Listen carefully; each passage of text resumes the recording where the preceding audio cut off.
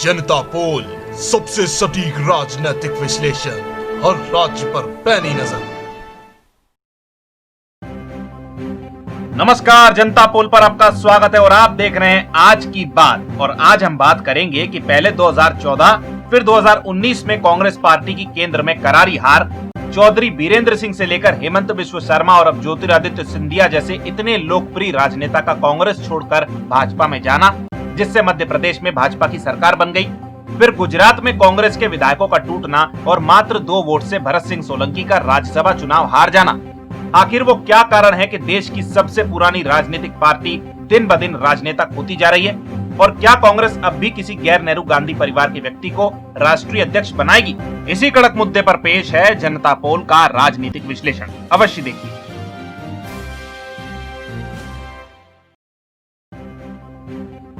भारतीय राष्ट्रीय कांग्रेस किसी समय भारत के हर राज्य से लेकर केंद्र तक में जनता द्वारा एक तरफा चुने जाने वाली राजनीतिक पार्टी आज एक तरह से हाशिए पर दिखाई दे रही है और दिन ब दिन यहाँ से विधायक से लेकर बड़े बड़े और लोकप्रिय राजनेता टूटते चले जा रहे हैं। असल में यह सिलसिला आज से नहीं बल्कि दशकों पहले ही शुरू हो चुका था। किसी समय प्रधानमंत्री नेहरू की कैबिनेट में वाणिज्य एवं उद्योग मंत्री रहे डॉक्टर श्यामा प्रसाद मुखर्जी ने कांग्रेस छोड़कर भारतीय जनसंघ की स्थापना की थी, जो आज भाजपा का रूप ले चुका है। कांग्रेस में गुटबाजी और आपस में पटकनी देने का दौर तो 60 के दशक से ही शुरू हो गया था। पहले कांग्रेस के राष्ट्रीय अध्यक्ष व सिंडिकेट प्रमुख के कामराज, जिन्हें राजनीति का किंग मेकर कहा जाता था, उन्होंने मोरारजी देसाई को पटकनी देने के लिए 1964 में पंडित जवाहरलाल नेहरू की मृत्यु के बाद श्री लाल बहादुर शास्त्री को प्रधानमंत्री बनवाया। फिर 1966 में लाल बहादुर शास्त्री की मृत्यु के बाद फिर मोरारजी देसाई का रास्ता रोकने के लिए श्रीमती इंदिरा गांधी को प्रधानमंत्री बनवाया। 1967 में चौधरी चरण सिंह ने कांग्रेस पार्टी छोड़ दी। इसके बाद इंदिरा गांधी ने मोरारजी देसाई और कामराज के साथ ही पूरे सिंडिकेट को इस तरह पटकनी दी कि कांग्रेस 2 हिस्सों में बंट गई, जिसमें इंदिरा की कांग्रेस को प्रमुख कांग्रेस का दर्जा मिला। फिर 1971 में वही इंदिरा गांधी सिंडिकेट और कामराज के साथ मोरारजी देसाई और अन्य विपक्षियों को पटकनी देकर दोबारा प्रधानमंत्री बनी। 1975 की इमरजेंसी, 1977 के चुनावों का ऐलान, जयप्रकाश नारायण आंदोलन और 77 में जनता पार्टी की पहली सरकार में पहले मोरारजी देसाई और फिर चौधरी चरण सिंह का प्रधानमंत्री बनना, ये सारे राजनीतिक घटनाक्रम भारत की जनता ने देखे। बड़ी बात यह है कि गैर कांग्रेसी प्रधानमंत्रियों में जनता पार्टी से मोरारजी देसाई और चौधरी चरण सिंह, जनता दल से वीपी सिंह, समाजवादी जनता पार्टी से चंद्रशेखर और जनता दल से ही एचडी देवेगौड़ा और इंद्र कुमार गुजराल, इन सभी राजनीतिक हस्तियों ने अपनी राजनीति की शुरुआत कांग्रेस पार्टी से ही की थी। हालांकि इस सब के बावजूद कांग्रेस केंद्र में वापसी भी करती रही, लेकिन धीरे धीरे कांग्रेस का जनाधार भी खिसकता चला गया। महाराष्ट्र में शरद पवार का कांग्रेस से अलग होकर एनसीपी बनाना, जिसके बाद महाराष्ट्र में कांग्रेस अपने दम पर आज तक सरकार नहीं बना सकी। इसी तरह पश्चिम बंगाल में ममता बनर्जी कांग्रेस से अलग हुई और तृणमूल कांग्रेस बनाई, जिसके बाद से कांग्रेस का पश्चिम बंगाल की राजनीति से एक तरह से सुपड़ा ही साफ हो गया। इसी तरह आंध्र में वाईएस जगनमोहन रेड्डी की वाईएसआर कांग्रेस बनी और कांग्रेस वहां समाप्त हो गई। उत्तर प्रदेश और बिहार की बात करें तो यहाँ 90 के दशक में जनता दल ने कांग्रेस को ऐसी पटकनी दी, जिसके बाद से कांग्रेस अपने दम पर कभी भी इन राज्यों में सरकार नहीं बना सकी।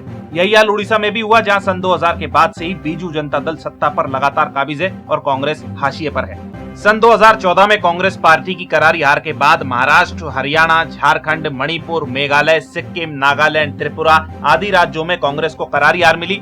तो वहीं 2015 में बिहार में महागठबंधन जीता, मगर इसमें भी कांग्रेस का योगदान महज 27 सीटों का रहा। हालांकि पंजाब में कांग्रेस को जीत मिली, मगर वहीं यूपी में सपा कांग्रेस गठबंधन का भी सुपड़ा साफ हो गया।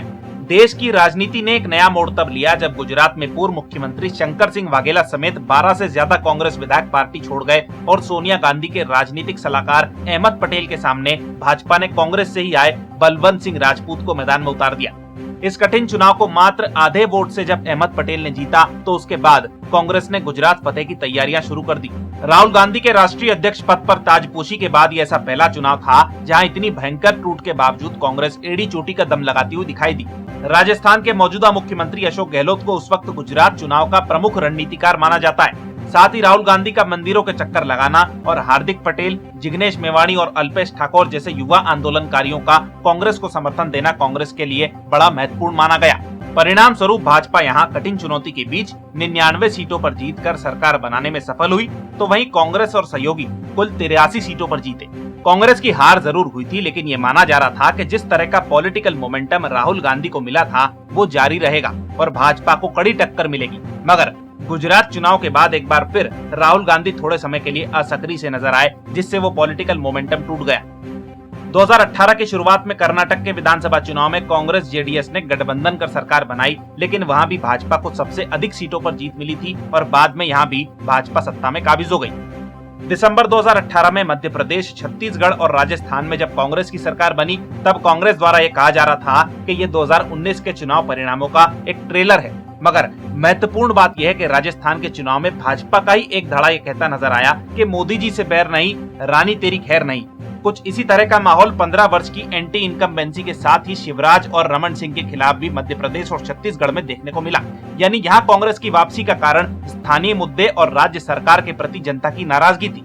2019 के चुनावों में कांग्रेस की करारी हार और भाजपा की प्रचंड जीत के बाद राहुल गांधी ने राष्ट्रीय अध्यक्ष के पद से इस्तीफा दिया, जिसके बाद से सोनिया गांधी एक बार फिर कांग्रेस की राष्ट्रीय अध्यक्ष बनी हुई है। लेकिन अब तक कांग्रेस को नया राष्ट्रीय अध्यक्ष नहीं मिल सका। गांधी परिवार के इर्द गिर्द कांग्रेस की राजनीति सिकुड़ती जा रही है और आला कमान के प्रभावशाली न होने के चलते कांग्रेस ने ज्योतिरादित्य सिंधिया जैसे इतने प्रभावशाली और लोकप्रिय राजनेता को खो दिया। ऐसा नहीं है कि इस तरह के घटनाक्रम भारतीय राजनीति में पहले नहीं हुए। सन 1995 में गुजरात में शंकर सिंह वाघेला भी भाजपा से नाराज हो गए थे और वाघेला के समर्थन में 47 बागी विधायक मध्य प्रदेश के खजुराहो आकर रुके थे। लेकिन भाजपा आलाकमान ने उस मसले को इतनी सक्रियता से सुलझाया कि राज्य में सरकार और पार्टी में टूट रोकने के लिए श्री अटल बिहारी वाजपेयी और भैरव सिंह शेखावत ने केशुभाई पटेल को मुख्यमंत्री पद तक से हटा दिया। और दूसरी ओर खजुराहो से उस वक्त की सांसद उमा भारती के साथ ही भाजपा के राष्ट्रीय अध्यक्ष कुशाभाऊ ठाकरे भी उन 47 विधायकों को मनाने तुरंत पहुंच गए थे।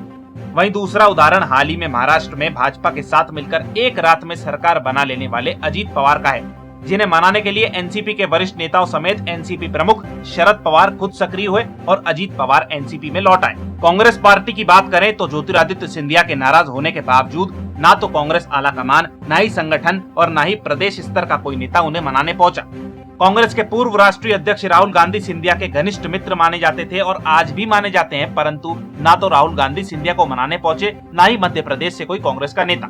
कांग्रेस अगर चाहती तो शरद पवार वाले मामले से सीख लेकर मध्य प्रदेश में सरकार बचा सकती थी, मगर सिंधिया के अपने बंगले में नजरबंद हो जाने के बावजूद कांग्रेस का कोई भी नेता उनसे मिलने नहीं पहुंचा। परिणाम स्वरूप ज्योतिरादित्य सिंधिया ने कांग्रेस छोड़ भाजपा की सदस्यता ली, राज्यसभा के सांसद बने, साथ ही मध्य प्रदेश कांग्रेस के हाथों से फिसल गया। आज केंद्र सरकार अर्थव्यवस्था और रोजगार जैसे प्रमुख मुद्दों पर विफल है।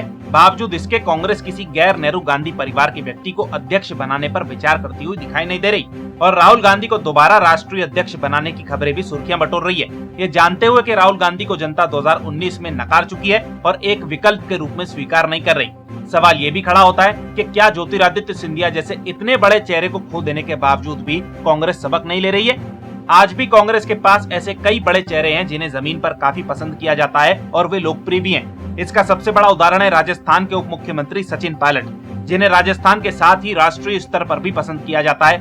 साथ ही किसानों में भी वे खासा लोकप्रिय हैं और गुर्जर समुदाय के सबसे प्रभावशाली नेताओं में गिने जाते हैं। इनके अलावा छत्तीसगढ़ के मुख्यमंत्री भूपेश बघेल, पंजाब के मुख्यमंत्री कैप्टन अमरिंदर सिंह, मध्य प्रदेश के पूर्व मुख्यमंत्री कमलनाथ, राजस्थान के मुख्यमंत्री अशोक गहलोत आदि न जाने कितने और चेहरे कांग्रेस के पास मौजूद हैं। कांग्रेस वर्किंग कमेटी में भी बड़े लंबे समय से ऐसे कई चेहरे मौजूद हैं जो आज अपना जमीनी आधार खो चुके हैं, लेकिन फिर भी नए चेहरों को मौका नहीं दिया जा रहा। अगर कांग्रेस राष्ट्रीय अध्यक्ष के पद पर किसी गैर नेहरू गांधी परिवार वाले जमीनी और लोकप्रिय चेहरे को लाती है और ऊपर से नीचे तक संगठन के साथ ही काम करने के तरीकों में बदलाव करती है, तभी कांग्रेस की डूबती हुई नैया बचाई जा सकती है। अगर राहुल गांधी या गांधी परिवार के इर्द गिर्द कांग्रेस घूमती रही तो लाख विफलताओं के बावजूद भी जनता को कभी मोदी सरकार का विकल्प नजर नहीं आएगा और हो सकता है कि फिर इंदिरा गांधी और संजय गांधी के दौर की तरह ये दौर भी बड़ा लंबा चले। एक वरिष्ठ पत्रकार कहते हैं कि विपक्ष सिर्फ लगाम है, घोड़ा नहीं। सरकार से नाराज जनता ही उसे उलटती है, वही सरकार बनाती है और विपक्ष कभी मजबूत नहीं होता। विपक्ष तो एक झंडा है जिसे जनता उठा ले तो क्रांति, वरना कुछ नहीं। कांग्रेस का भी यही हाल है, जनता अगर चाहेगी तो ही वो मजबूत नजर आएगी। ये बात 100% सही है, मगर ये भी सही है कि जनता विपक्ष का झंडा उठाकर क्रांति भी तभी करेगी जब उसे विपक्ष में कोई विकल्प नजर आएगा और झंडा मजबूत होगा। कहीं ऐसा ना हो कि जन क्रांति के इंतजार में कांग्रेस किसी बेहतर व्यक्तित्व को आगे करे ही नहीं और लगातार सिंधिया जैसे नेता टूटते चले जाएं। जिस तरह ज्योतिरादित्य सिंधिया की कांग्रेस से नाराजगी और भाजपा में शामिल होने के दौरान इस पूरे घटनाक्रम में सिंधिया के घनिष्ठ मित्र राहुल गांधी गायब रहे, उस पर यह शायरी बिल्कुल सटीक बैठती है कि खूब पर्दा है कि चिलमन से लगे बैठे हैं, साफ छिपते भी नहीं, सामने आते भी नहीं। खैर, हमारे साथ बने रहने के लिए धन्यवाद। देखते रहिए जनता पोल। जय हिंद, जय भारत।